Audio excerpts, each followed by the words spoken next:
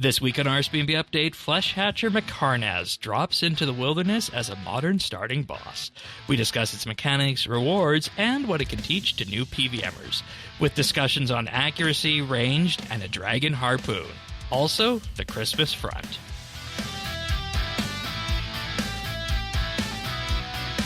This is RSBANDB Update, episode 1067, recorded Thursday, December 11th, 2025. Fleshing out PvM.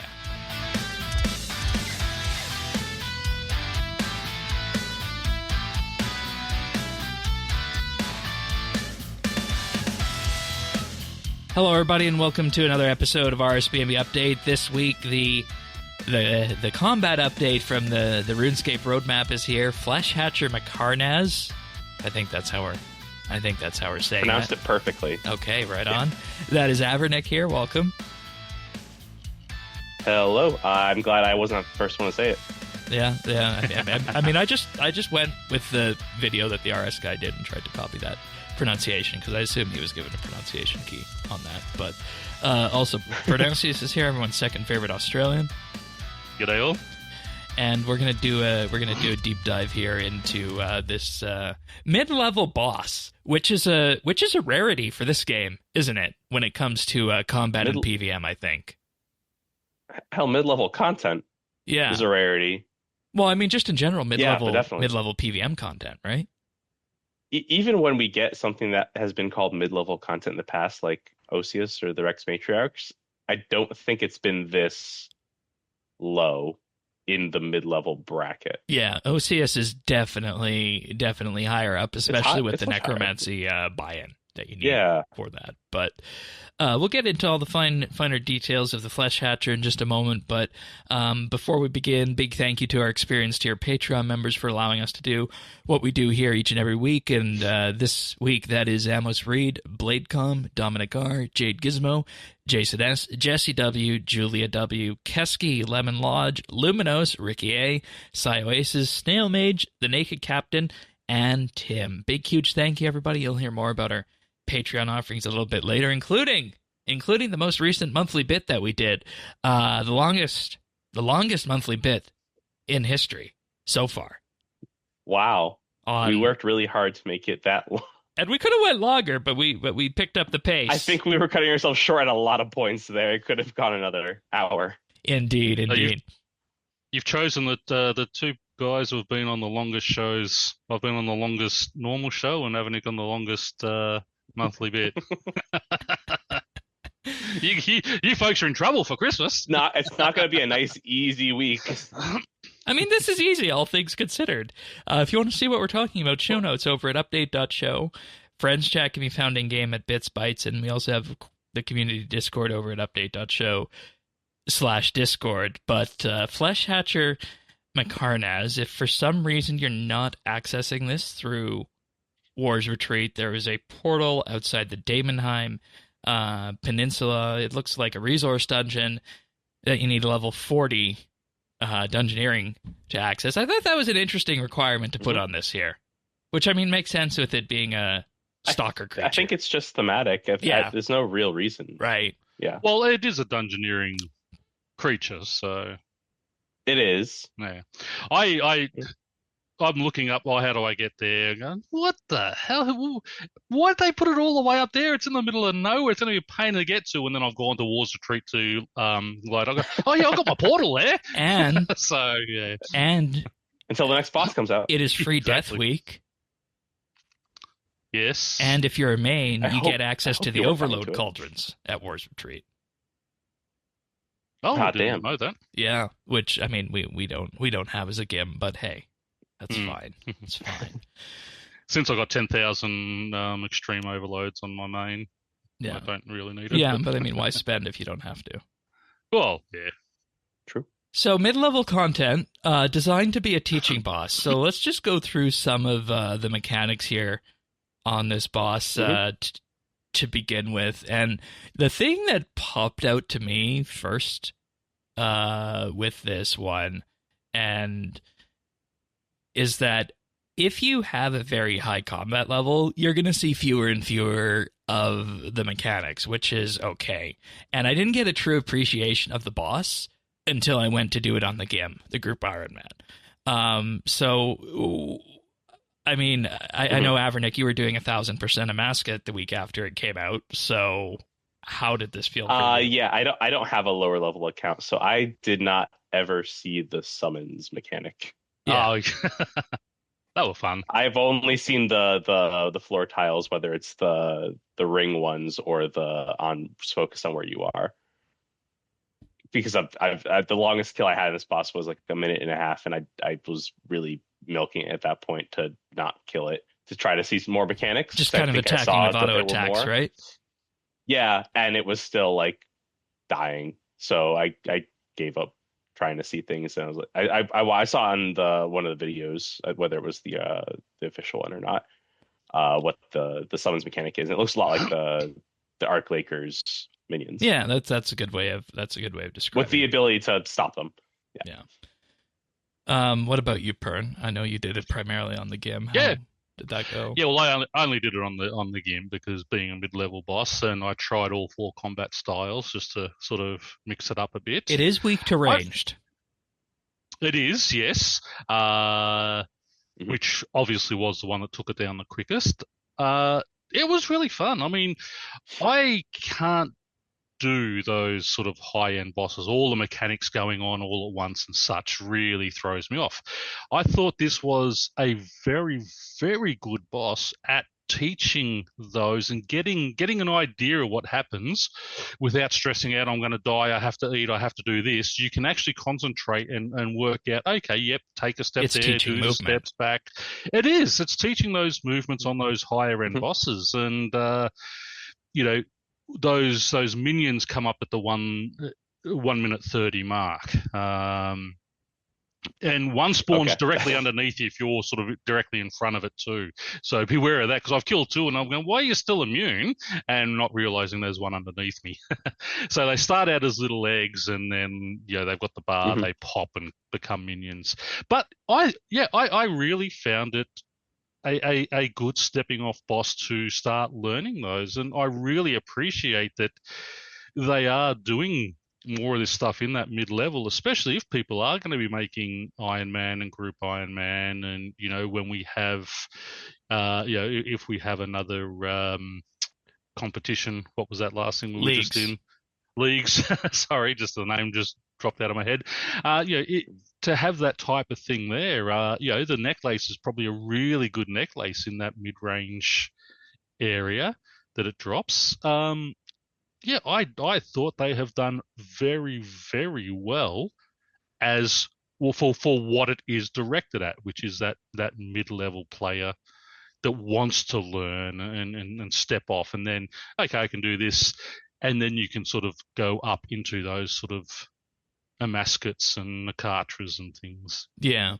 So it starts off with auto attacks, and then after that there's a square telegraph attack, more auto attacks, and then it does 3 special telegraphed attacks after that. Then it will repeat that exact phase, and then if you don't kill it by at that point, it will then spawn the minions that you need to take out for it. And I think when you look at what this does, the teaching of movement in particular, it wasn't until Sanctum and the Gate of Elitness that we really got those little telegraphing bits on the floor.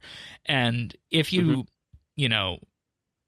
don't have those, it's like, how are you to know where to go? What's the safe and what's yeah. Because your other option on that, being real, is to read an exhaustive wiki page for a lot of the bosses. And I remember doing this for some of the other subsequent bosses after I did my initial Elder God Wars learning circuit. And at that point I hadn't been to Hellware. We'll use that one as an example because Hellware is quite punishing if you don't use the defensives there.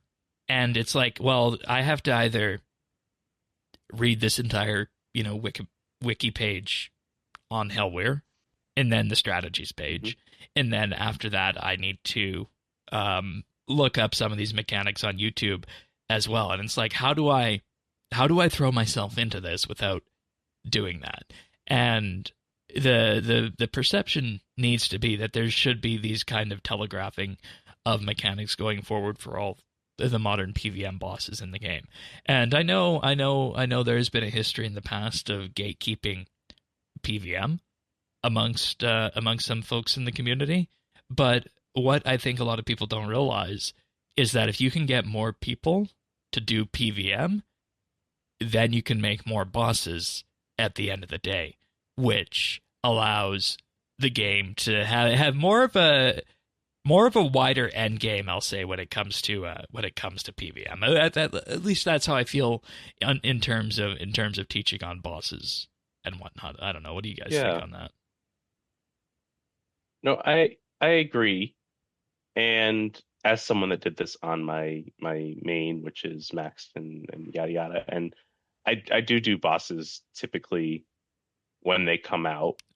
I feel like usually when I do a boss, which is usually the new latest and greatest difficulty of something, I usually get like 30, 40. I think with the mask I got like 60 or 70 kills and kind of cash out there. I think I've done this boss a lot more. So even from the higher than intended level expectation,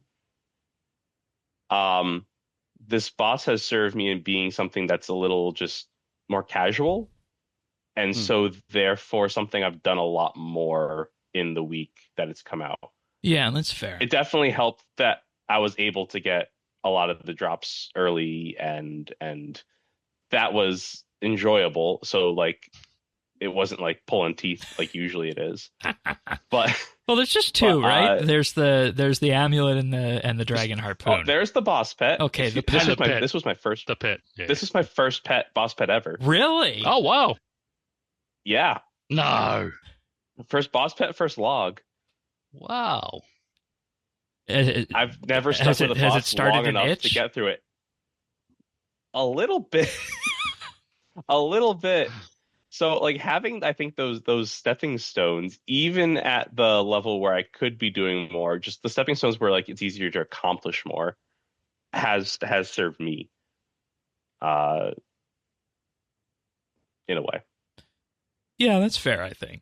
And you know, the other reason to stay around here if you're a higher level character is that there is a higher XP multiplier on this boss than there is on other PvM encounters. So it can be a decent PvM training method. And, you know, I think I was getting, like, on the game, I was getting around 10k Necromancy XP per kill. So that's good. So that's not nothing. But, I mean, you compare that to rituals for necromancy, and the rituals are going to be better. Oh yeah, obviously. Yeah, but when you look at, they're even more passive. Like but you need those talent points anyway. Yeah, but when you look at the other options out there, like for ranged, like early range training, we don't have good methods for that. We don't have good methods for the melee and magic training either. The answer to the ones you can AoE is the Abyss. But here's the thing, folks. I brought a level 60 weapon here on the game, and I wanted to see what this would be like if I didn't have my tier 95 curses, because with an extreme magic potion, the tier 60 weapon, and around 77 magic, and the magic tier 95 curse, I was at 99% accuracy. But if I go down to augury, I believe is the one, the level 70 standard magic prayer, that same extreme, and the level 60 weapon, I still had 85% accuracy at this boss with that level 60 weapon. So if you play your cards right and you play to the weaknesses of this boss, you can definitely kill this boss at level 50 ranged, I would say, and probably level 60 of the other styles. Now, granted, you're not going to be efficient to the point that if you were in the 80s or 90s. But it's still it's still something that you can definitely do with your combat XP out there. Yeah. So which is great. And I love that It it is. has an actual weakness style. Yeah, I think a lot of the bosses lately, it doesn't matter what you go in with, really. And this You know, one's a and this stalker. one, yeah, Well, you can like back when up you and say, more than lately, since, before Sanctum last year, I think it was really only Nex and the Spider that really Rex, where the Rex Matriarchs and as well, Rex where, Matriarchs, of course, because those are more style Oh, yeah, locked. But I'm just thinking, yeah, I'm just thinking like general accuracy and affinity, boss where where you this could hit stuff anything, yeah. actually exactly, yeah, matter. matters, yeah, And I love that. right, because if you're going to have forces me 100% to on mix it up. everything, it's no fun. Go ahead. Exactly. That's what I mean. I mean, it forces me to mix it up. I mean, if I got 100% on everything, I'm just going to go with Necro because it's the easiest thing to do. But if something, if it's weaker to magic than everything else, then okay, I'm going to go for my magic. If it's weaker to melee, okay, great, I can go in and, I mean, after leagues, I've fallen in love with melee again, and I've come back here, but it's like, so it's like, what's the point in using melee? Because there's nothing. How do you make it good? And see, that's the thing I think we need to get with Bears and Thaxion in particular is how do you deconstruct melee as a combat style so that you can do it without needing 5 or 6 switches? Because that's what the meta option is, right? Which I don't want to do. No. And to be fair, like our arsenal of magic weapons on the GIM is not great. I was asking you if we had a tier 70 magic staff, and I don't think we do for the group. Like, we don't have a staff of light or anything, right? I thought I did put a staff of light in there. Okay, because I was looking for it, but I couldn't see it. So that's why I was using my Gothic staff. That's interesting. But I'll go hunt another one. They're easy to get. Yeah, and see, that's the thing, is that these mid-levels have always been very cumbersome, to put it mildly, in PvM. And I think if we can smooth that over in any way, that's a good thing. That's a good thing to do. We went over most of the mechanics at this point, and I don't know that there's much else to say on that, so we can get to the rewards, but I just do want to comment on their language for the boss. So, this encounter is designed for an earlier stage in your PvM journey. It introduces comic mechanics and serves as an alternate way to train your combat skills. Although it's a solo boss, you can still fight it alongside other players to observe, learn, and study how they tackle the encounter, but only your actions and contributions will count towards defeating the boss and earning your rewards. This is the exact same brief that was given on Old School to their rat boss called Scurious. Ah. Cut and paste. Yeah. I'm glad that the shared instance thing works. Yeah, because Scurious does the exact same thing with the shared instance, whereas that boss is more designed, I think, to teach prayer swaps and movement, whereas you don't need to worry about the prayer swaps. Is it just me that's kind of happy that this boss wasn't trying to teach prayer swaps? I don't feel like that's... I feel like sometimes it's like 50-50. Sometimes that's like a core mechanic to a boss, and sometimes it doesn't really matter. Like, or you have like infinite time, so it doesn't matter. I think I err on the side of I don't want it to be a core mechanic to a lot of bosses, and I think for that reason I don't really go to Raksha. Yeah, I hate prayer. Right, and see, that's the problem. Is sometimes that for Old School definitely is, yeah. Because Raksha, if you don't hit your prayers for his autos properly, that's going to hurt you badly. Yo, it sucks. I don't do it. And then there's other bosses out there where you can prayer change based on what they're doing, or you can just amp your damage enough that Soul Split will heal through that. And like, is that and again, that gets to a wider discussion on if that's a good thing for the game. Right. I think, and for me, it's variable because I think Raksha sucks, but I think Nakatra's version of it is tolerable. So, like, am I a hypocrite? I don't know. I also think that Nakatra's version of that is easier to see in terms of what's coming at you, and you got more time. It's easier, and like it's like in big chunks. Like it's like 7 or 8 seconds of one, and then 7 or 8 seconds of the next. So like it's like easy to go back and forth. Whereas Raksha, it's constantly flick, between flick. and right. Yeah, and see that's the issue this game has come up upon over the years, is that you can have bosses that are easy to telegraph, whether it be movement like the Fletch Hatcher here, or for the different combat styles and movement in Nakatra. But you can go back to a lot of the earlier bosses, and it's very, very difficult to know what to do. And with that, you look towards the Elder God Wars bosses as an example, I'll say. So sure. Yeah. The environment's nice too. They're my comfort level. The environment's great. I mean, obviously, a lot of this is reuse from the Demonheim dig site. Yeah. And I think the bosses from the Iris premiere pet. Oh, I really? honestly thought it. Okay. From 2 years ago. I honestly thought it was going to, when I saw everything, that it was going to be set in Zamorak's hideout, like the Seekers. I thought that was an option. I went there. I actually went there. That's when I had to look up where it was, because I went there first thinking, oh yeah, it's another one there. Bang! Oh, there's no extra door. Oh, hang on, I'll have to look this boss up. And what's it doing out in the middle of the wilderness? And then that's we just went to War's Retreat and went through the portal. With 40 dungeoneering as a requirement. With 40 dungeoneering as a requirement, I don't think it would have been sane to instead have made that Dishonor Among Thieves, but neither here nor there. Dishonor Among Thieves is a quest, isn't it? It is a quest. It is a quest with requirements. You need to do it. It would have been a great quest, other than that movement thing where you just the movement and that was. Well, if you want to hear more about it, there's more in the monthly bit. Lugging. In just a little while. I want to do the rewards first before I get on to Patreon. Yep. Okay. So the main rewards, we'll start with a combat one first. There's a ranged amulet that... It's hilarious you say it. There's a combat one and a not combat one. Well, I mean, technically they could both be combat because they're wieldable, right? They could. But ranged amulet. But I have issues with the rewards. Oh, why is that? We can start with the ranged one if you want. Yeah, let's start with the Stalker. I think the ranged one is too much of a head scratcher. Okay.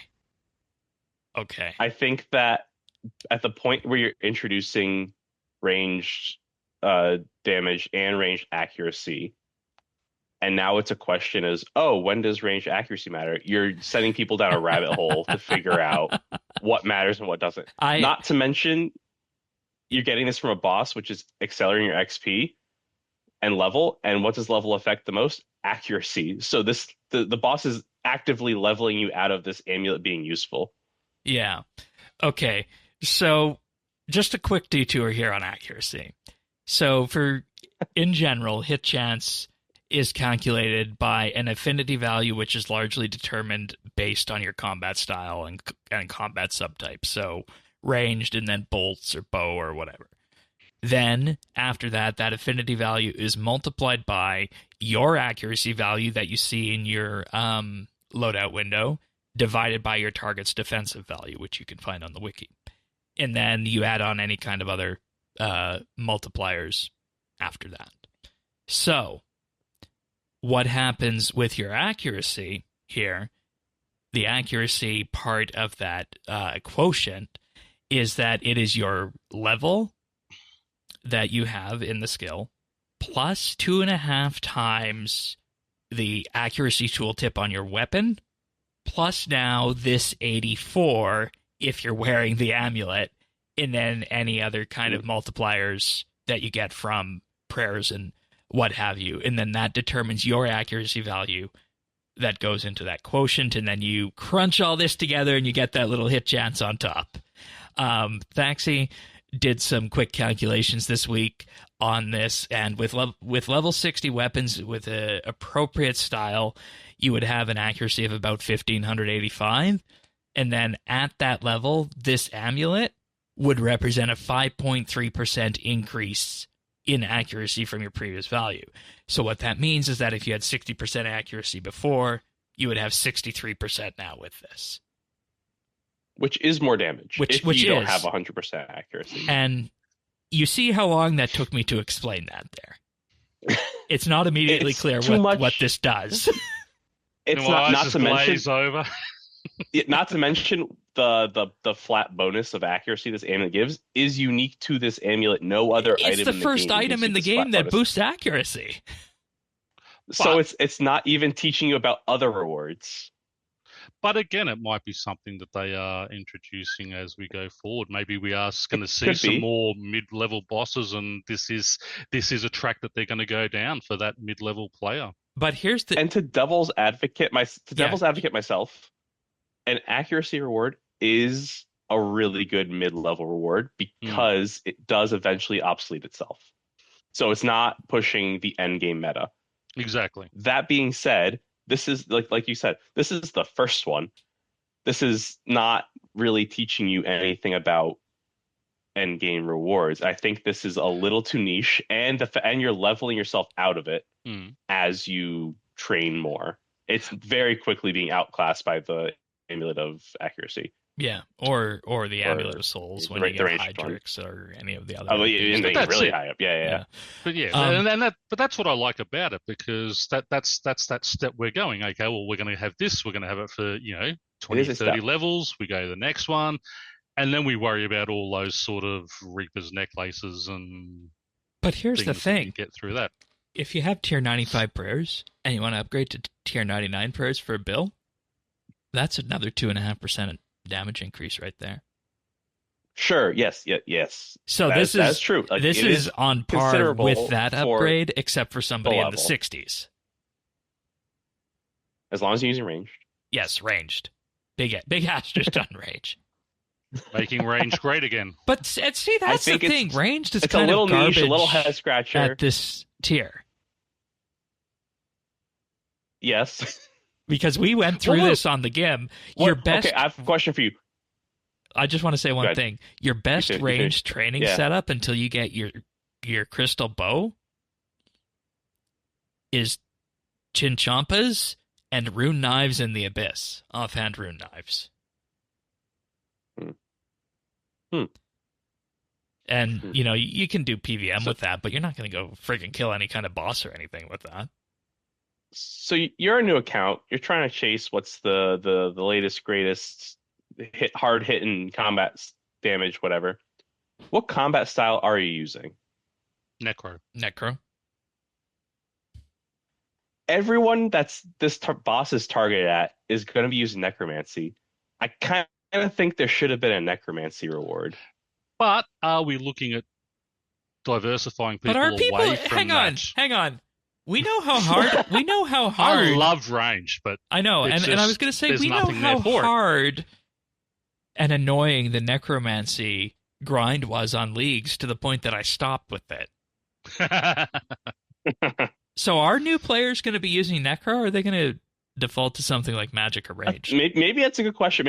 My personal instinct is that players at the level 50, 60 range are doing their little necromancy grind. I think we stopped in leagues, honestly, because we were over-leveling past all of the tasks and every other skill, and that was holding us back. Yeah.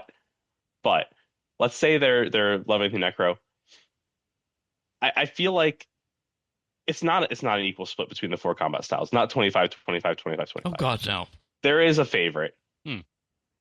And also, let's just look at it from the sustain point of view. There's one combat reward. Ranged has no sustain.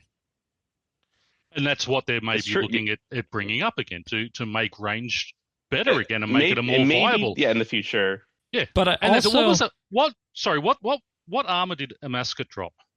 Tier 95 magic power. Magic power, okay. See, that's what I mean. We've been getting so much. I mean, they've been moving away from it also dropped a new into magic. Best in slot scythe level weapon. It also dropped a new best in slot necromancy main hand. So maybe now it's like, okay, these other ones are where we need them to be. We need to bring range up. So let's start looking. We'll start with the mid-level boss, and we'll go a little bit higher and have something better next up. Because what have we complained about all the way through with our GIMP accounts is range is so hard to do at those early levels, and even up until pretty much 90, range is crap. Well, that's a good reason for this boss to also drop Elder Shortbows so that you don't need to go to the GE or fletch them. Well, yeah, not only that, I mean, Elder Shortbows are fantastic to break down for components. Yeah. Wait until the fletching reads Yeah, I want to piggyback on something Avernick said. Maybe they're scared of adding new necromancy gear because necromancy is too strong. That's very, I think, plausible. So I think that's extremely which is a plausible. good thing, yeah. Because yes, it's fun. I think it's a bad thing. Well, yeah, me too personally, because it's great for me. But for the longevity of the game, we want to make it interesting. We want to diversify. We want to have people doing all sorts of, going to a boss and everyone takes the same gear to next or whatever. Imagine having a boss where you need to have a ranger, you need to have a mage, you need to have a melee, you need to have a necromancer. That type of thing. Or dare I say it, they go back to the way old school did it, where you switch between combat styles for different phases of the boss. No. Don't say that. No, don't say that. No. No, I just think that, like... Remember that tri-breeding right now is best in slot DPS. Don't put those thoughts out in the world. I think for this boss, that is a stepping stone, I think, by the news post and whatever's definition. It's a stepping stone. The only thing to go for is this amulet. Is that the chase item that people wanted? I thought it was the harpoon. Well, that's not combat. Sure, that could be your chase item if you want to do something totally different in the game. And which, respect, you totally can. But if for the combat stepping stones, is this the item that we're telling players to go for? Or while they're like using it, it's like, okay, now use range. It's like, I haven't even touched range. What if it's just a test? Just a test to see how well something like a teaching boss goes over. And, maybe. Look and see. Admit that ranged is the style that needs the most love. So having a bit of an accuracy boost, that accounts to, what did I say, a 5% accuracy boost at that level. In the mid-game. In the mid-game is actually a good thing. And I think when you look at it from that perspective, that explains everything with this drop in particular. I would have loved to have this boss out when I was going through those 50s and 60s. Oh yeah, and I mean even into the ranging. 80s, it's a good training method. So there's no. Oh yeah, training method. But I mean, I'm saying these items and this boss itself, having something challenging that I can do, that's interesting and gives that, as I said, that the Stalker's charm is, while it might not be great for a level 90 or 95, but when I'm going through those levels, it would have been fantastic to have, and it would have made range a little more interesting. And I mean, to be fair, the damage boost on this is less than a Desert Amulet 4, the Dragon Rider Amulet, which the Fury. Desert Amulet 4 requires you to have completed I think Dominion Tower. Dragon Rider Amulet was a more interesting example. Yeah. You need Dominion Tower. But my point is that if you go to the list of, items with a range damage boost on them, this one is on the bottom, which means that it's just purely about the accuracy. It has to be about the accuracy, or otherwise it's not worth it. Yeah. So, and I mean, it's going to level out to be, a 100K-ish drop, and it's not stupid rare. It's classed as a rare item, not very rare. I got my first one at 50 KC. Yeah. Okay. So. So it's not too crazy. No. That's the silver lining, is that the rares are not that rare. Yeah. With that, let's move on to the other one, the other new item, the Dragon Harpoon, because this was not expected at all for this game. Was not on my bingo sheet, yeah. Requires level 60 fishing to use. Wieldable and augmentable harpoon that grants a plus 6% fishing catch rate that normally uses a harpoon. So if it's a 30% catch rate normally, it's additively increased to 36% according to the wiki. And augmentable, too. And as with all other dragon... What's the highest... No, I was just going to say, as with all the dragon weapons, it has a special attack on it that does not cost adrenaline, just has a cooldown, and when used, it gives a visible +3 fishing boost, and your character says, "Here, fishy fishies." Is that a thing? That's what it says. Look at the wiki page for the Dragon Harpoon. Here, fishy fishies. It is what it says, but is it a thing that I've seen several people say, like, thank God, finally they got this in the game. Like, was this a thing people were anticipating? I mean, old school has it. Oh, okay. Maybe that's it. I like that's a visible boost. By the way, I've officially started my crusade against invisible level boosts ever since our summoning. By comparison's sake, the Dragon Harpoon on old school gives the players a 20% increased catch chance. What's the highest level fish that needs a harpoon? Is it shark? I think so, yeah. So something post 99 has to come out for this to be actually desirable. But would you be using a level 60? I mean, I guess when you compare it to a regular harpoon, you're going to use it instead. For sharks? Yeah, of course. What was just booting your hand slot? Yeah. Yeah, you're fishing sharks. You chuck one of these on. The other thing I'm surprised by is that they went with harpoon, because I feel like we were probably good at. Okay, maybe this is me projecting. I thought we were going to go towards tiered fishing rods with whatever next fishing update is coming out, but you can still do that here. You could still have tiered harpoons. You can, but I guess you can do tiered harpoon. There's not a lot of fish that use harpoons.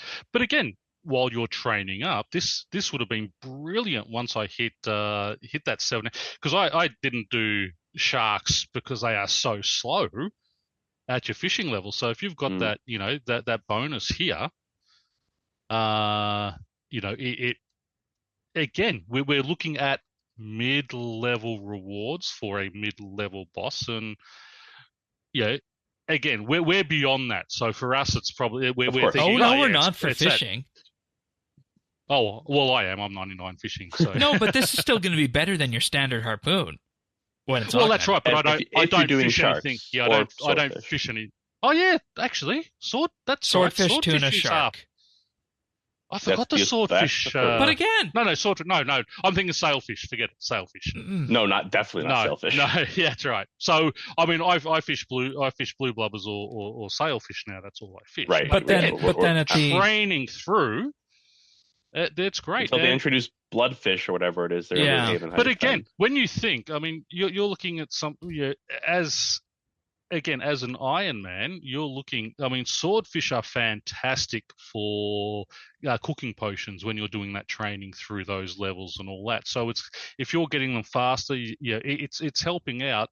Again, I think it's not a reward that I was expecting, but I think it is a good reward for that level. And it gives you another option at an augmentable level 60 thing. Well, say it can be used if you're fishing shark, or swordfish or tuna, because otherwise, what you're going to do is you're just going to get your Rotomatic and augment that. Oh yeah. Well, yeah. So, it had to be augmented for that, but. And then the $1 million question is who fishes shark? No one. This thing is waiting on whatever the next level cap increase fishing update is, 110, 120, whatever it is, and dreaming that it's included. And that's not even on the roadmap yet, because the next one is what? Hunter? The next one is Hunter. There's only 6 skills that are not combat related after Hunter. There's not a lot left. Fishing, cooking, agility. Yep. Construction. Okay. That's 4. You can't. It is a skill. Yeah, construction will be. And then mining and smithing. Eternals. Or no, mining and smithing. No, those have happened. Yeah. So what are the last 2? I'm forgetting skills. Yeah. Oh God, we're bad at this video game. We're bad at this video game.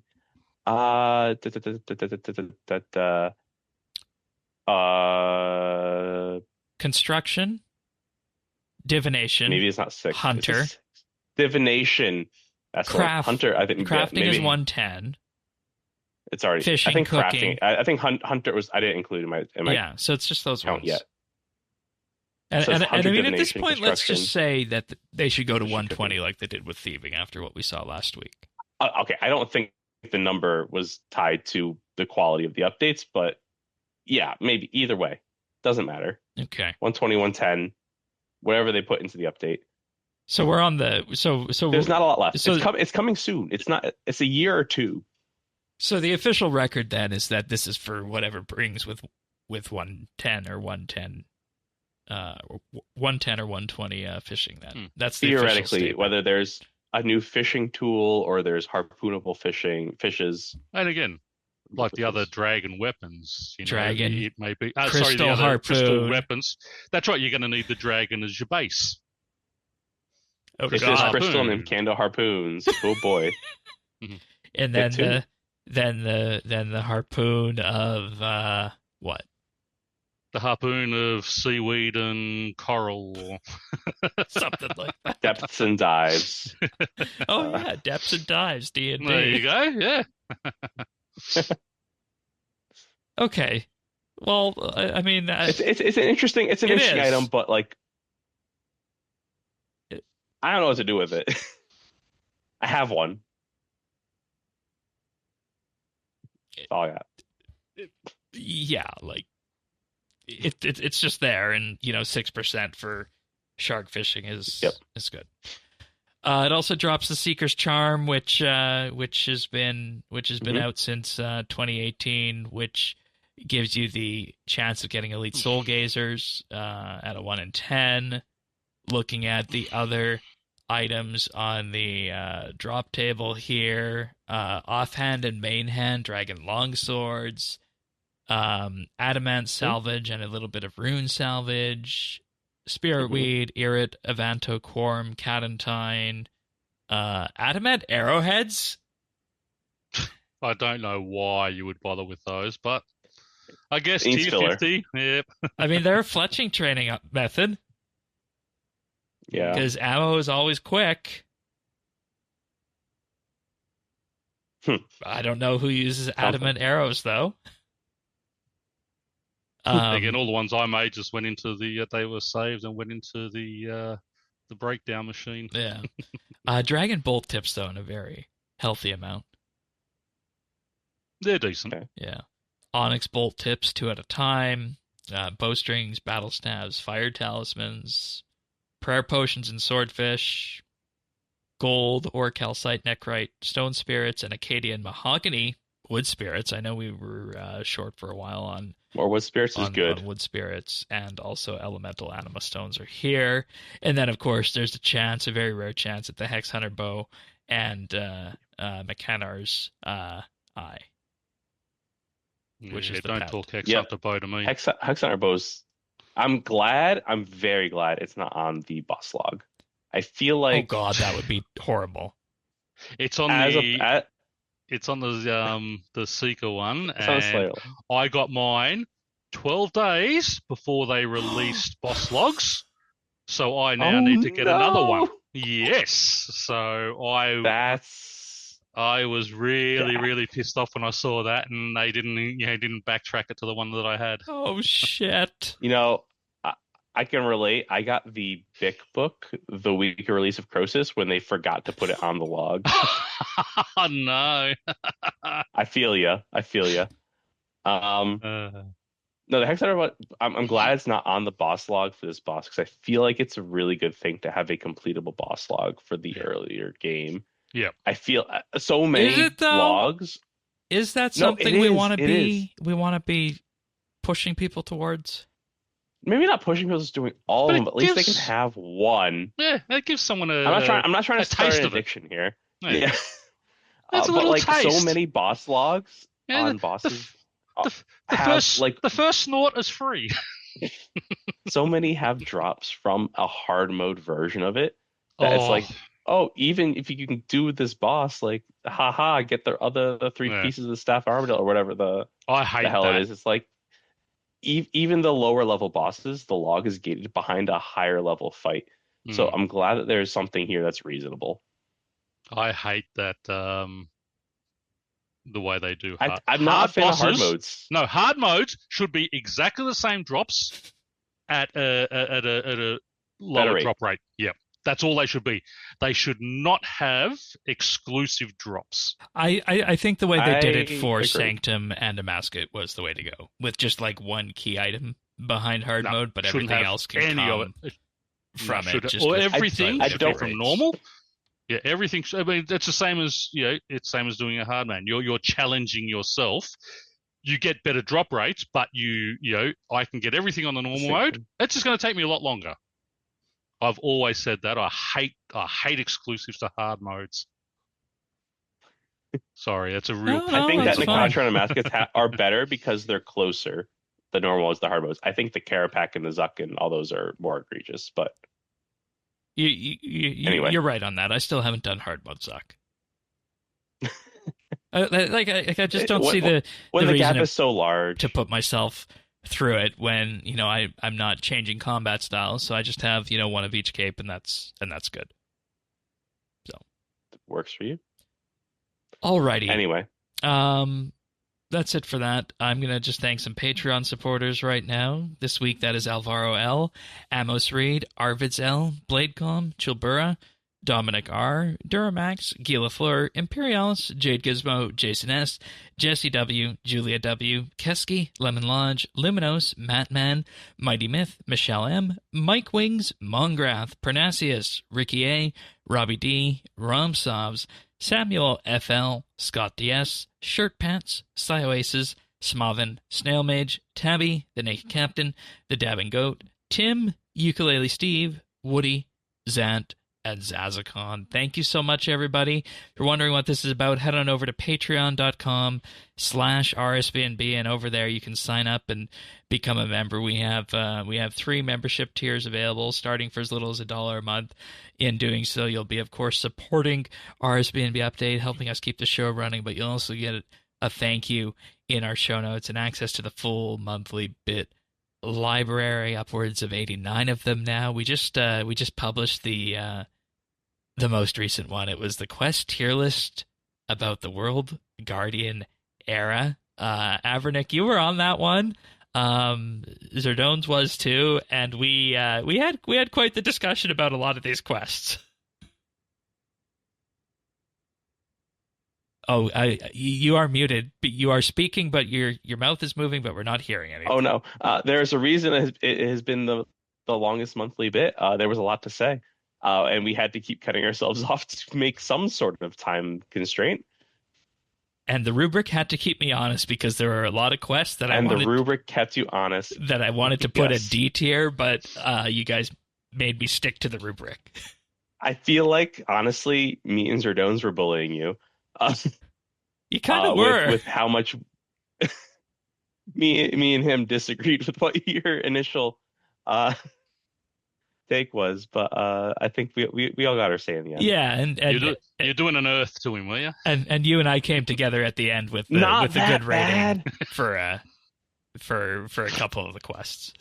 Maybe we made it a little more positive. But you want Couldn't that? The world use more of that? Sign up, patreon.com/RSBANB. You get that episode and the entire back catalog for $1 a month. We also do have the VIP tier for $3 a month, where you get a shout out on the podcast at the top of the month, high quality stereo audio. Sometimes we'll ask you for monthly bit ideas. You'll be invited to submit Patreon discussion topics for Quiet Weeks, and you'll take part in our community nights. The first one we're building for just before Christmas here. So that's the community tier.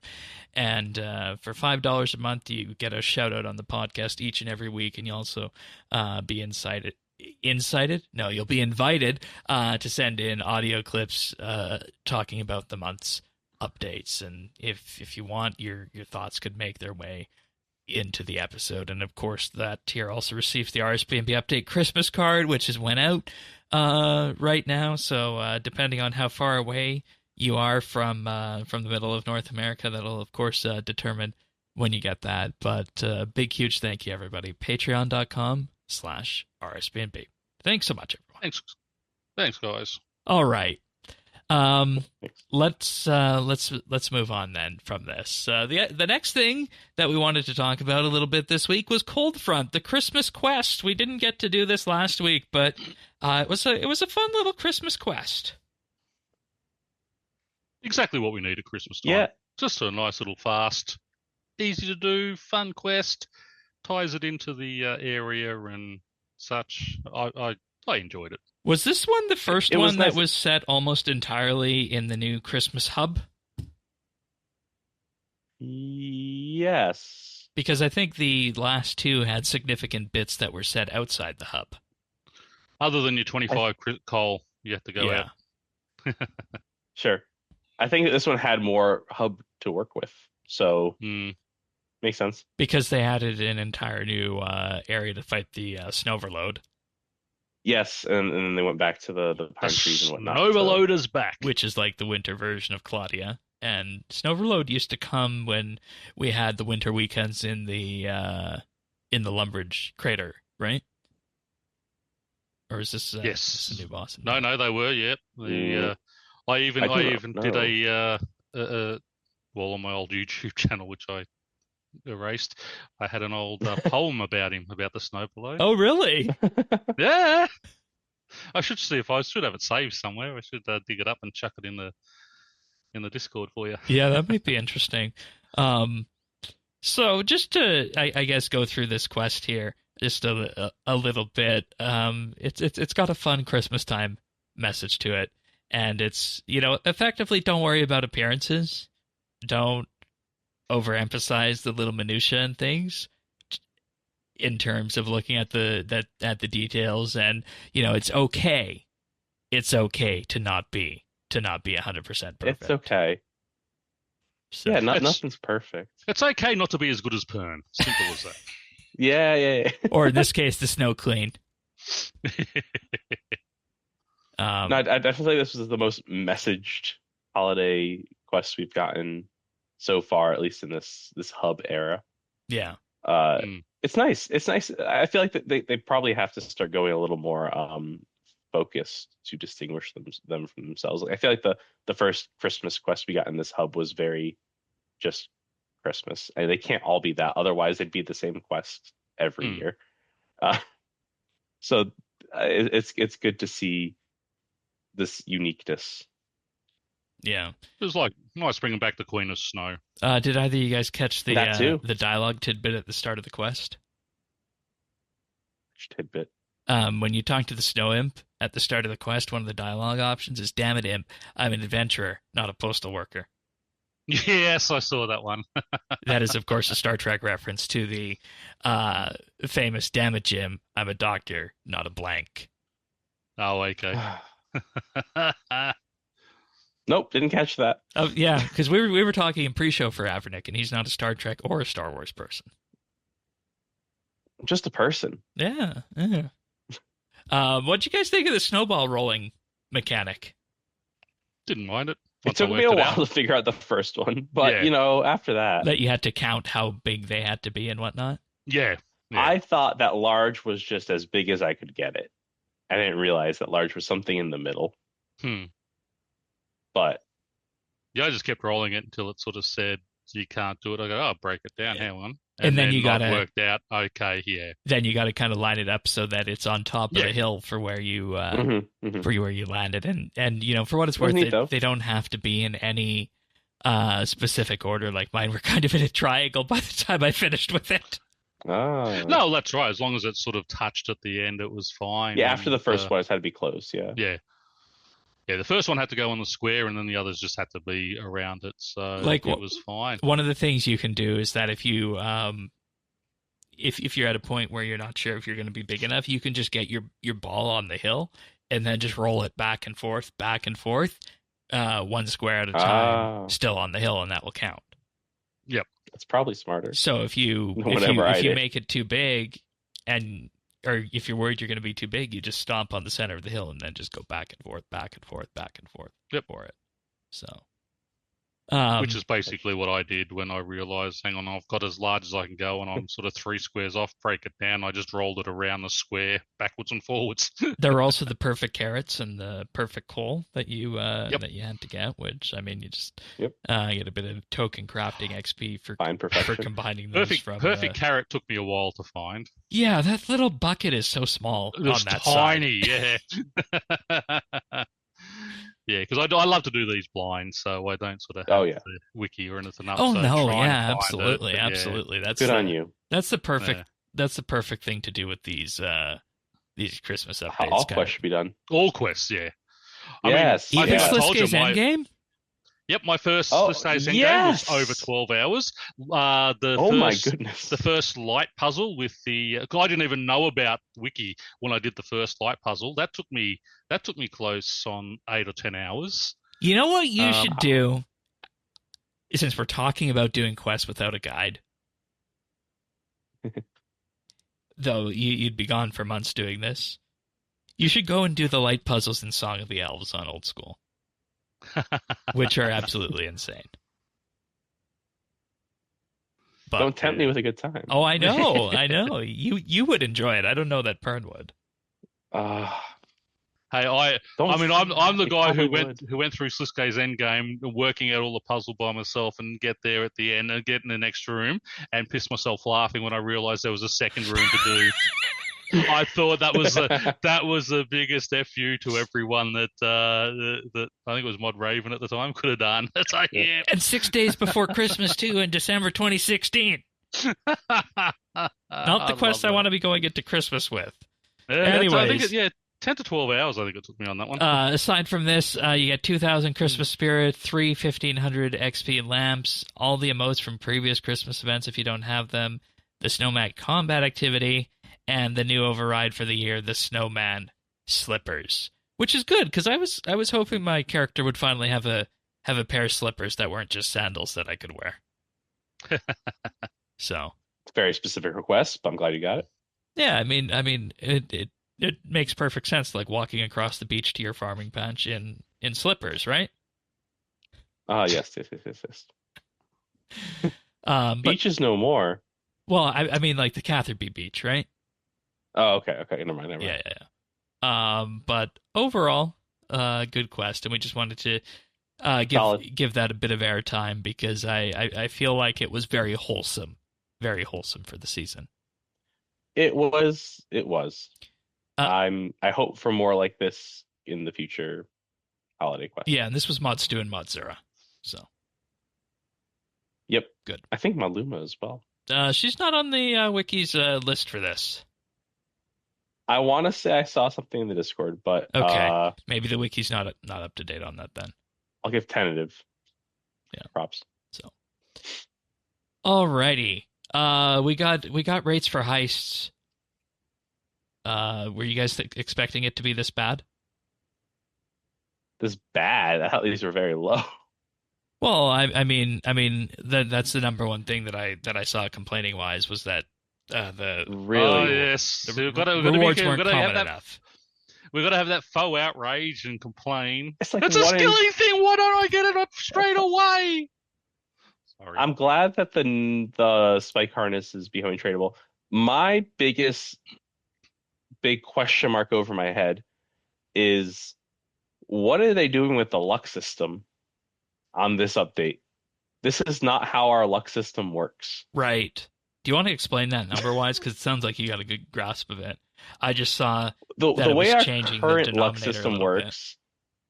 The way that our current luck system works is that we have tiers of luck, and each tier applies to a different piece of content. And until you get to tier 4, it applies exclusively to that tier content, but at tier 4, it applies to everything retroactively. So at tier 4 luck, it applies to also the tier 3, tier 2, tier 1 luck pieces of content, whether it's bosses or skilling or whatever. And all of those things, if you have a luck item equipped that applies to the tier of content that you're doing, it reduces the denominator by 1 for the piece of content. Flat, that's the entire thing that our luck system does up until heists. But now with this blog, it says that with heists, tiers 2, 3, and 4 each apply more luck than the last tier, which is not how it's worked previously. With tier 2 luck, it's 1% better. Tier 3, it's 2% better. Tier 4, it's 3% better. I'm just confused why the lack of consistency. Yeah. Is this how they want luck to work? Or is I this, mean, like are they just going to change the rules every once in a while? Right, and the weirdest thing is that, for what they say, if you do a 500 loot in the vault of Harry does, using tier 4 luck, you will have a 1 in 34.9 chance, whereas previously you will have a 1 in 36. And then for the Assyrian Arsenal, it's regularly 1 in 45, then goes down to 1 in 43.1. Right. Whereas if this was working like the luck system had worked in the past, it would say these are tier 4 luck activities. They reduce the denominator of these chances by 1, -1, done. For each thing. So it's done. Different. Right. So granted, yeah, you still just wear your luck thing. If you want better chance, you wear your luck thing. That is still true. It's just inconsistent. I feel like that's setting ourselves up in the future for problems because we have issues nowadays with how like every boss's drop system is some different equation, some different whatever, and they try to add some winter weekend that says, oh, everything's more common by 5%, and it's different for every boss how that actually works because every boss's drop system is different. So now that we're starting to diverge our luck system, it's just going to get more complicated.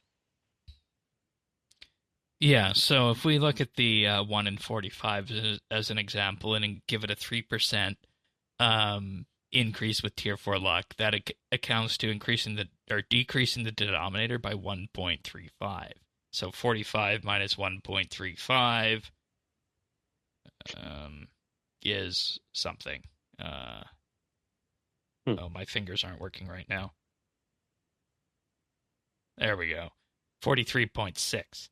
So how are they getting 43.1 then? Is it like because it says it's a 3% increase? So would you go 45, 1% of 45, multiply that by 3, and then reduce the denominator by that? This just makes it more confusing at the end rather than just sucking 1 or 2 or 3 off the denominator. I feel like, and I've clocked the issue a while ago. At a certain point, since they released the luck system at this point, what, like 5 years ago, 7 years ago, something like that. I think my Tim made it during a game jam. Everything at the top end is in the tier 4 bracket, right? And we just keep making more things at the top end, and we're increasing level caps, and we're making bosses harder, and everything is going to be in the tier 4 bracket forever, unless we make a tier 5, I guess. So is this maybe? So is this then maybe a way to get around that then by making it so that maybe tier 2, maybe they tier want 3, to change the luck system? Still each it do might something be different. Isn't Hazelmere's tier 5? Hazelmere's is tier 4 plus an effect. We only have tier 4. It's tier 4 plus you get the effect of the potential doubling. Is that what it was? Okay. Tier 5, if they made a tier 5, it beats like, I don't know, things that are like level 110 plus or whatever they want to call it. It'd be higher than the level of content we currently have. But it doesn't seem like they're interested in doing that. It seems like they might want to go towards the tiers being just different levels of potency, which is fine. It's got to be one way or the other. I don't think it's going to be very I mean, if good they for communicate the game. it, then different that's ways. fine. Because if you imagine something like a hard mode boss, whatever that might be, whether it's Carapac or Sanctum or even the high-end rages of a Mascot, I think that it makes sense there for that to be on the highest tier of luck. But the thing is, then do you at some point roll out a lesser multiplier for the lower luck tiers for that content anyways, just for the hell of it? It would be an interesting thing to poke somebody on and see what the entire business is. Yeah. There is a 1 out of 1,000 chance for large bladed orichalcum salvage and coins in the arsenal under the common list. But nice. I think we knew most of this. Yeah, I'm just glad the rares aren't that crazy. Yeah, it's a little surprising to me that they're more common to get any rare from Vault than it is the Arsenal.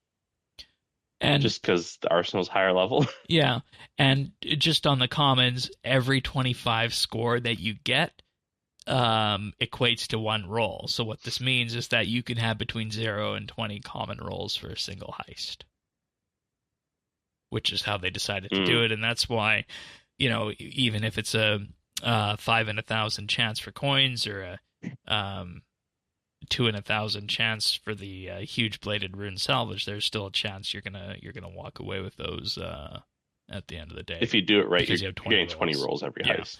Yeah. So, but I don't think anything in here was really that surprising. I think the thing that surprised me the most was just seeing the drops on the rares, because I don't know about you, Avernick, in terms of communities you were following, but a lot of people felt that they were too dry on the rare items.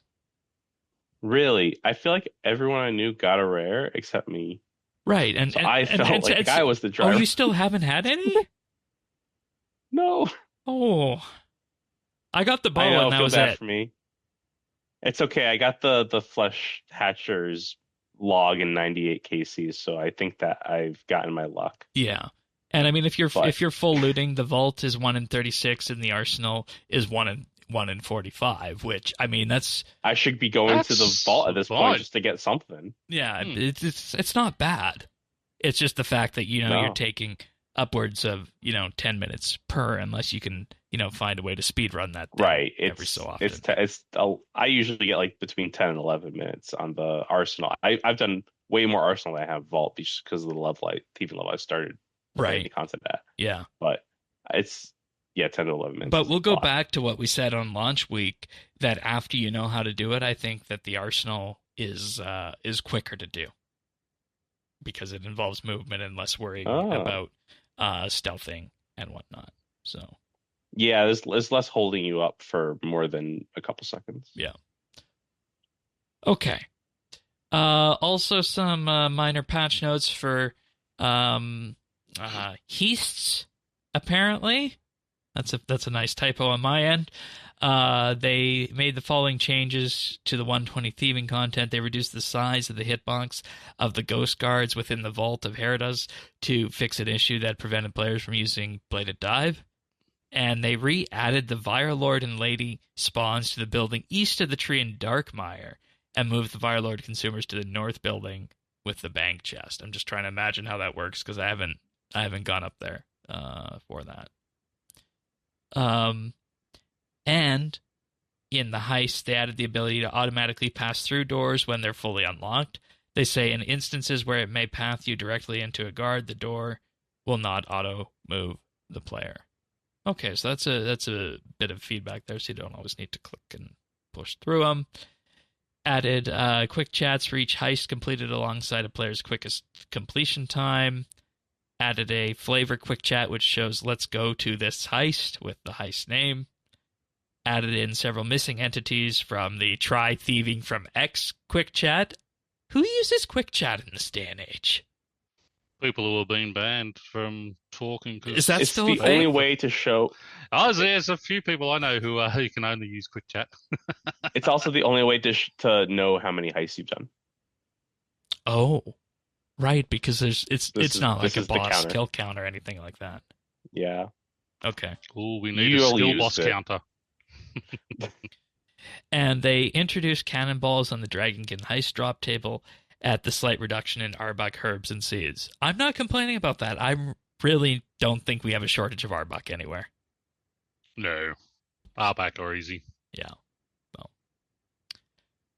All right. Well, that pretty much brings us to the end of the core content here for this week. So let's go through some achievements. Starting off, we have Daydreamer with 120 Thieving on December 10th. Iron VSS with 99 Slayer on the 10th as well. Then on the 8th, we have Darth Marth with 99 Archaeology, J1, J2, J3 with 120 Thieving on the 8th, and Pugnacious with 99 Woodcutting and 99 Construction also on the 8th. Avernick, I'll pass the second half off here to you. Sure. We have Pugnacious with 99 Woodcutting and Construction on the 8th. Balthazar with 99 Divination on the 8th. Iron VSS with 99 Necromancy on the 7th of December. And then Balthazar with 99 Runecrafting and 99 Farming on December 6th. Good job. And I'm not going to make you read out your own achievement here. Okay.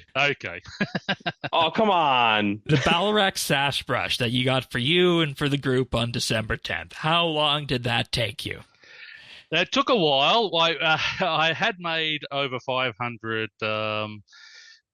sort of 50 charge porters for the group, and then I stole them all back to chasing this down. It was over 220 artifacts at the highest level 1 to get all 3 pieces. So not too bad considering I'm at 190 plus on the main and only 1 piece. So yeah, but that was a good one to knock off for the group. Okay. But I'll let you read. But also through in other achievements, yeah, we've got Bladecom, who picked up a Heart of the Warrior on December 10th. He also hit 150 million Constitution on December 9th. And Melanoric got Miscellanor's Death Mask on December 6th. Miscellanor's. That's a hard one to say. That's Necromancy Raziel related. Yes. All right. Moving on to pick of the week then. From that, I have a web browser, and you're like, why do you need this when you have Chrome and Firefox on hand? And the pick of the week with this one is called Helium. No, not the gas. It is a lightweight Chrome-oriented web browser. So the idea behind this is that if you like the Chrome rendering engine, or you have websites that work best in Chromium web browsers, and you're looking for something else that's not really top heavy, then you can go with this Helium web browser. And the interesting thing about it, aside from being very lightweight, one of the things that they've done is that they have included a ad blocker effectively with it in the name of uBlock Origin and its community filters. So the idea behind that is it'll block all the third-party cookies, prevent fingerprinting, as well as block the usual ads, trackers, and everything else that's included. And you might be thinking, okay, well, that's mainly a Firefox extension at this point, because Chrome changed the way that they manage ad blockers. But because this is an open source project, they can put in, they have, and it's weird that they have the few devs who are working on this have done this, is what they've effectively done is they've put patches onto Chromium to enable the old Manifest version 2 style extensions and add-ons, and that is what was needed to make things like uBlock Origin work on Chrome. But Google said, no, you're not doing that, because they said it was to do about with privacy, safety, and security and all that. But what people were really thinking is that they just wanted to funnel people towards Google's own ad blocker, and just having the safe, the sane Google ads in there. But if you wanted something like uBlock Origin at this point, you had to go to a Firefox web browser. Now, this is an open source project. It is classed as being an alpha on Windows and beta on Mac OS, but I mean it works fine enough. And the other feature that I'll highlight with it is they call it bags. And because of the limited version, or rather not limited, but the limited feature set available in Helium, they provide these community bags, as they're called. And what you can use those for is you can use that for searching other websites, and there are already community bangs that have been created for the RuneScape wiki, the old school wiki, the RuneScape Grand Exchange, and a lot of other websites. And the idea behind that is you just go to the Helium settings and enable these bangs, and then you can just type, for example, ! RuneScape or RSW, and it will just search the RS wiki through your web browser.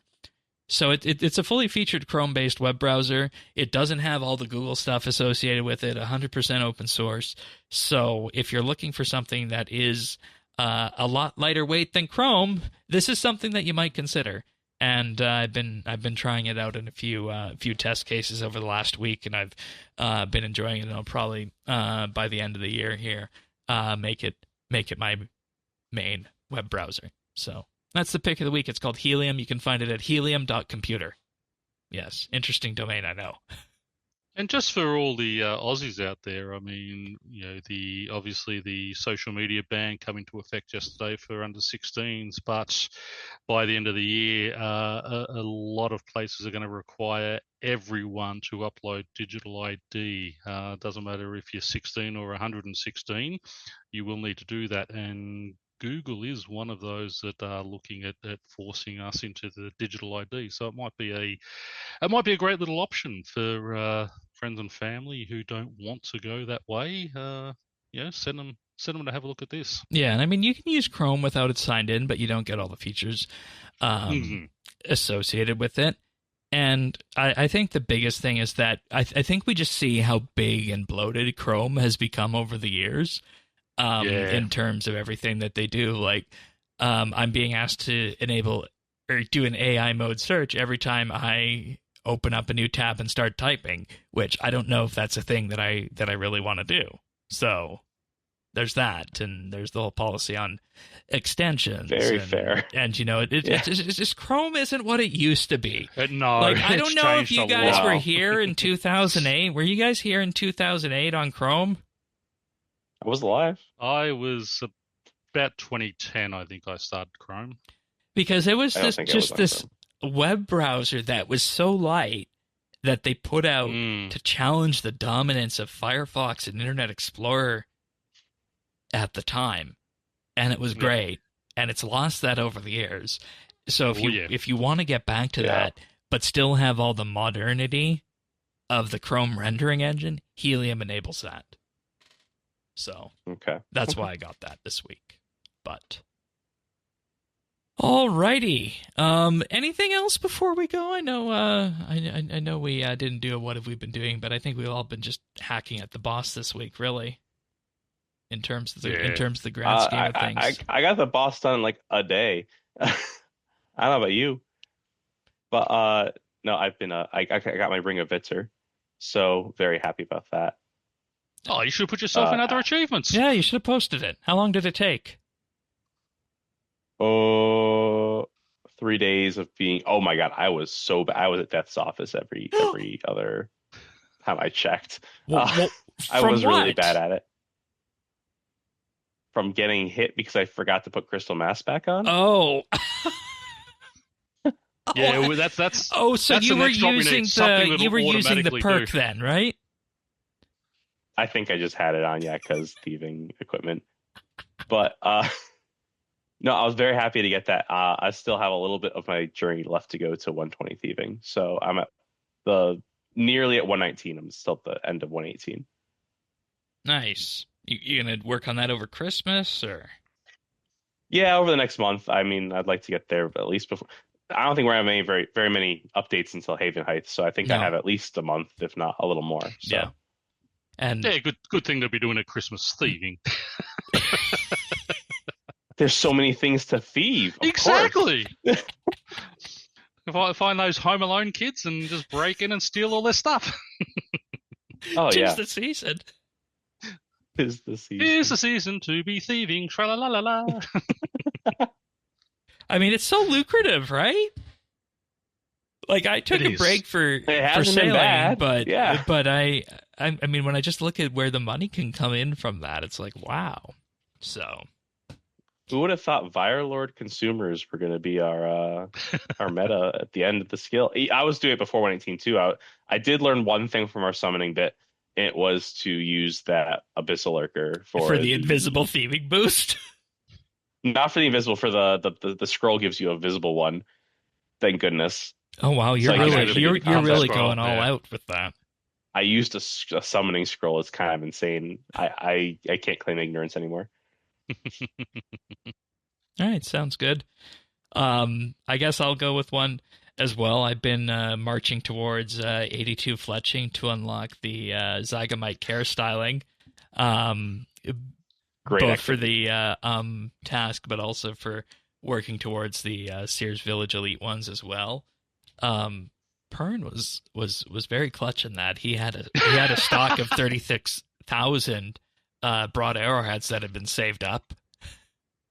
Ooh. But I was buying them basically every day early on to get myself to 82, and then when I make them, I sort of overbought, and then I'm sitting there going, well, I'll just keep them here. Someone will want them. So, and then Shane goes, "Can you go and buy me 3K of these at the shops, the two shops?" And I said, "Yeah, no worries." And it's a message. You might like the number that's in there when you get them. Yeah, but we need a fletching rework. Yes, definitely. That's my thing on that. But we heard about hopefully that's the next one. We heard about Pern's Brush, Avernex's Life of Crime here in the holiday season, and of course, my fletching. But that pretty much brings us to the end, folks. If you guys want this episode automatically delivered to you and the subsequent ones, subscribe over at update.show/subscribe. We're on all the major podcast listening services out there: Apple Podcasts, Pocket Cast, Spotify, and more. And of course, YouTube as well at youtube.com/RSBANB. Give us a like and subscribe there. Greatly helps the channel out. But do subscribe, because all the update episodes for the holiday season will be there, including the clip show and a couple of the other specials that we're working on. But I believe that's it for this episode. I already asked if anybody had anything else, so I'll just sign us off. Avernec, thank you for being here. Good having you on the show as always. Thank you. Glad to finish out the year strong. Indeed. And of course, Parnassius, everyone's second favorite Australian. With my total Christmas decorations that I've got out this year, my little 12-inch tree and my little pug. Great. We'll see. Happy escaping all. We'll see if I can find a Santa hat or something for before we end the year on that. But with that being said, we'll see you guys next week for another episode of RSBANB Update. See you then, everyone. Take care.